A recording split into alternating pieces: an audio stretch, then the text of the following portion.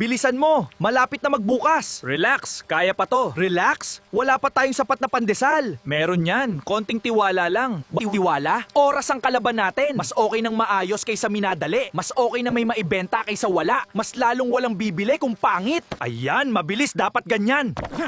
Bakit mo ba ako pinapanood? Tapusin mo, ginagawa mo. Malunggay pandesal. Malunggay pandesal.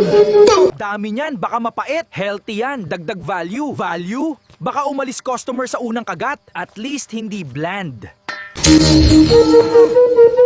Malunggay pandesal. Malunggay pandesal.